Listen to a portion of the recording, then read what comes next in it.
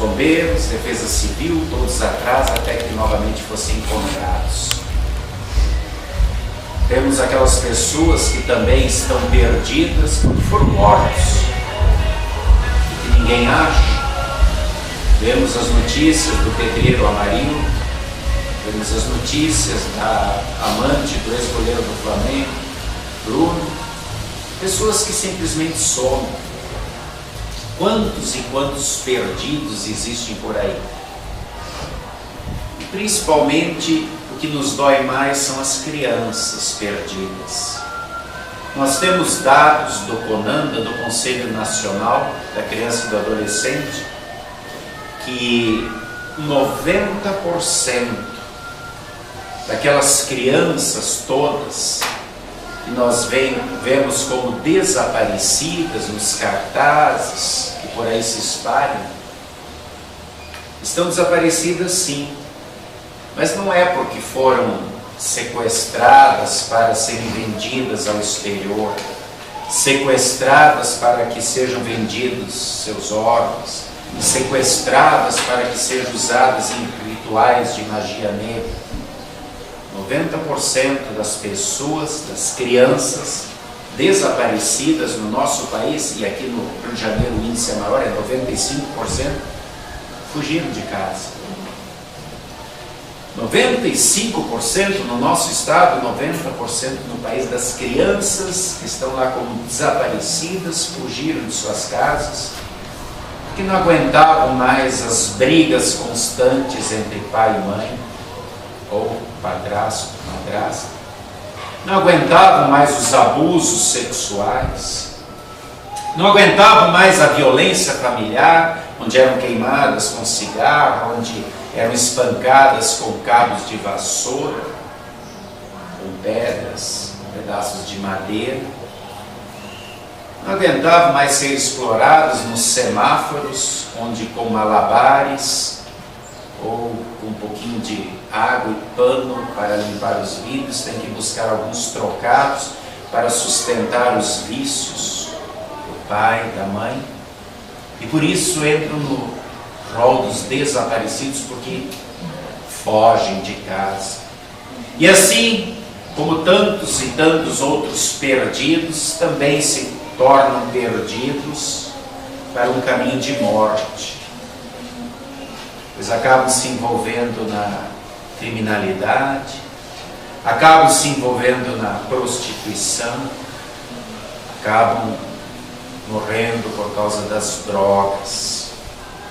Tantos e tantos perdidos rumando para a morte.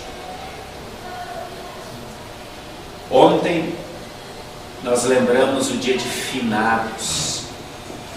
Finados vem da palavra fim. Esse fim que para muitos é a morte, porque não veem perspectivas ou não conhecem perspectivas de uma nova vida ou de uma vida além do túmulo. Mas para os cristãos o momento de finados é apenas um momento de saudade, de lembrar de alguém que já partiu para a glória. E é por isso que há muitos cristãos, no momento do falecimento, ou no momento em que visitam o cemitério, levam coroas de flores. Porque a coroa, antigamente, a coroa de louros de maneira específica, era um prêmio que se dava àquela pessoa que era vitoriosa em uma competição. E desde cedo os cristãos começaram a levar coroas de flores, porque a flor simboliza a vida, o verde da coroa, a esperança. Ou seja, ali está alguém que foi para a vida eterna e alguém que é um vencedor sobre a morte, sobre o inferno, sobre o poder do diabo. Não por si, mas porque ele confia, porque ele é cristão, porque ele confia em Cristo, que foi vitorioso sobre esses poderosos inimigos que nos assustam. O apóstolo Paulo, ele diz em 1 Coríntios 15, 55, 56, tragada foi a morte pela vitória, vitória de Cristo. Onde está, ó morte, a tua vitória? Onde está, ó morte, o teu aguilhão, o teu poder de ferir? O aguilhão da morte é o pecado, e a força do pecado é a lei. Graças a Deus que nos dá vitória por intermédio de nosso Senhor Jesus Cristo. Nos dá vitória porque Ele cumpriu a lei. Nos dá vitória porque todos os nossos pecados foram encravados na cruz, sobre Ele. E é por isso que Ele pôde dizer: assim como eu vivo, assim como eu morri e ressuscitei, assim vós também vivereis, vós também ressuscitareis. Para quem é essa mensagem? Para quem é esse anúncio de vitória? Para os perdidos. Iniciamos a mensagem falando de tantos e tantos perdidos que existem por aí. Todos nós estávamos perdidos por causa dos nossos pecados. Esta mensagem de vitória é para nós. Jesus veio nos buscar. Essa mensagem não é para aqueles que se julgam bons e puros, como os fariseus, que se julgavam espiritualmente quase santos, como tantos por aí se julgam no dever de julgar e condenar aquele que bebe, aquele que fuma, aquele que se veste dessa ou daquela maneira, porque com o cumprimento de regras acham que estão num patamar maior. Não.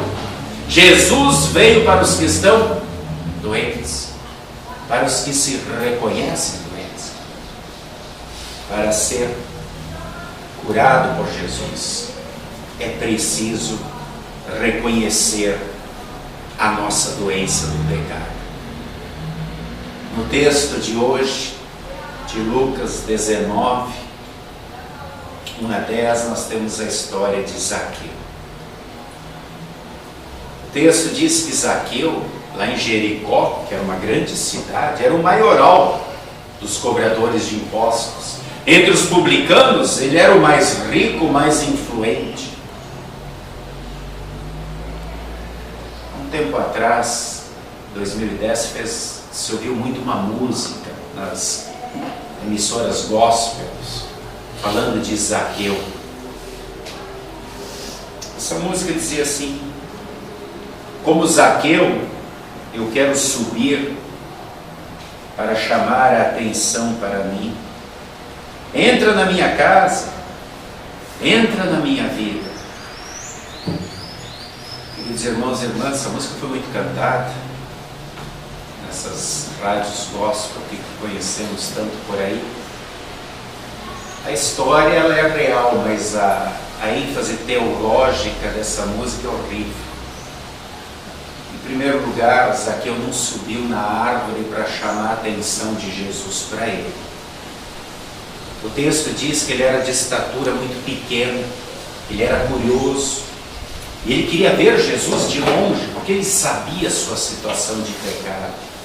E não é ele quem convida Jesus para entrar na sua casa, entrar na sua vida. É Jesus que vai em busca dele. É Jesus quem diz: desce depressa, Zaqueu, que hoje eu vou na tua casa. É assim que Jesus faz. Ele vem em busca do perdido.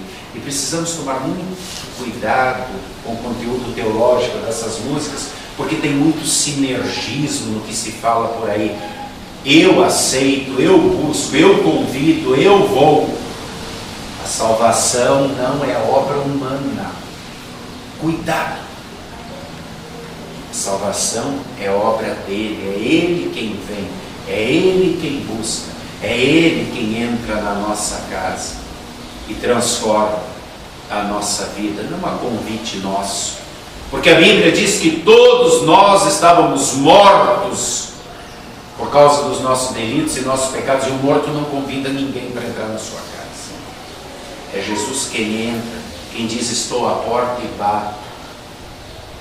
Não feche a porta da tua vida, não expulse Jesus do teu coração, e então Ele vai transformar a tua vida. É Ele, como diz o texto de hoje, no versículo 10, que vem em busca do perdido. A obra redentora é dele. É ele quem sofreu por todos os nossos pecados, foi crucificado, morto e sepultado por causa das nossas maldades. Agora sim, com essa obra concluída, no está consumado, nós fomos encontrados, perdoados, justificados da nossa culpa e salvos. E ele chama a todos indistintamente. Chamou Zaqueu, cobrador de impostos, alguém que defraudava as pessoas, e mudou a sua vida.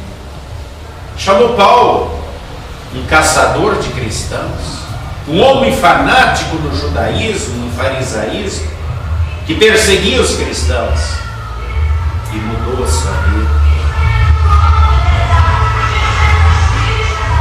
Chamou Lutero, um padre que estava com um grande conflito espiritual e sempre se perguntava: como é que eu posso agradar a esse Deus justo que só pensa em cobrar penitências, indulgências e assim por diante? E que foi acordado, foi buscado, foi salvo por Jesus quando viu a mensagem do Evangelho, que a salvação é pela fé, não de obras, e que esse Deus é um Pai amoroso, que ama, que busca, que perdoa. Buscou a mim, buscou a ti, e ofereceu o perdão dos pecados conquistados por Ele na cruz para cada um de nós.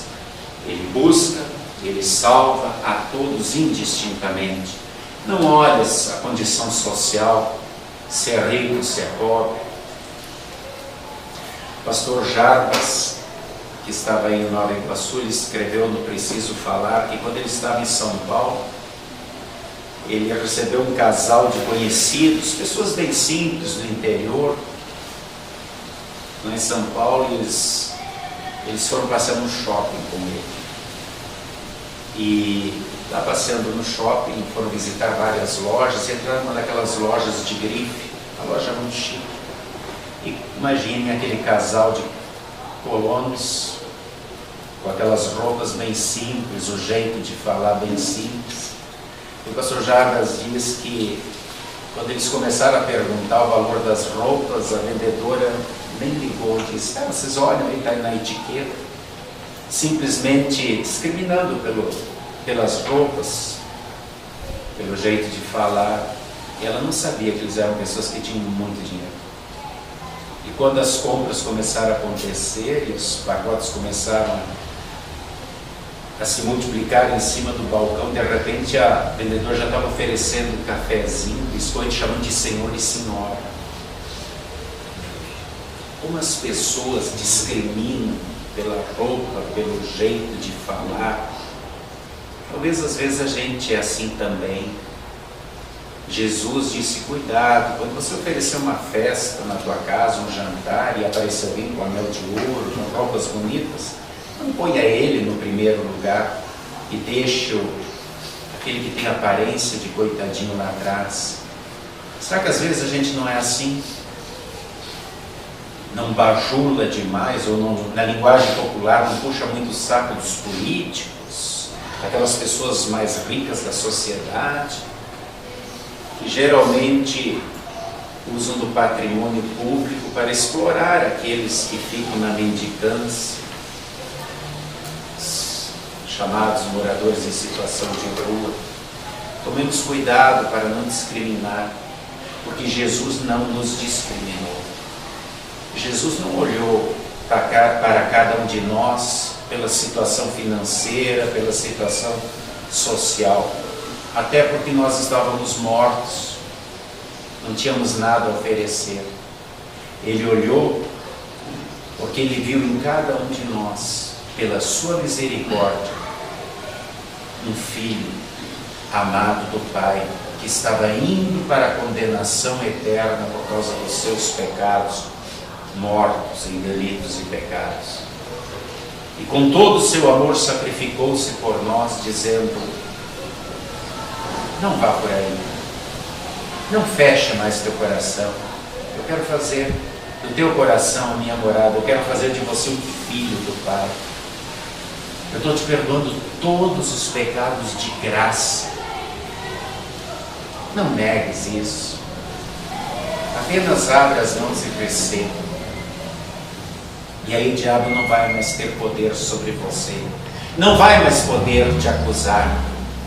Nessa semana nós lembramos a reforma que Lutero iniciou com seus amigos, a reforma luterana. Falamos no domingo próximo passado sobre os pilares da reforma, somente pela Escritura, somente pela graça, somente pela fé, fundamentados em Cristo. E Lutero, ele disse em um dos seus comentários como nós podemos argumentar com o diabo. E ele se coloca nesse papel porque ele sempre dizia: oratio, tentatio, meditatio, facit um teólogo. A oração, a tentação e a meditação é que faz o teólogo. E nós, quando estudamos a Bíblia e oramos a Deus, nós também meditamos sobre aquilo que lemos, ouvimos e somos tentados pelo inimigo a nos afastar, a não aceitar aquela palavra, a achar que aquilo não é conosco ou não somos dignos. E Lutero dizia o seguinte: faz como eu faço. O diabo chega para você e diz: Lutero, você é um pecador desgraçado e que por causa dos seus pecados tem que ir para o inferno e você vai para o inferno. E aí eu, Lutero, digo: peraí, vamos por partes. Primeira parte: diabo, realmente eu sou um pecador desgraçado. Verdade. Segunda parte: devo ir para o inferno. Não, isso não é verdade. Eu não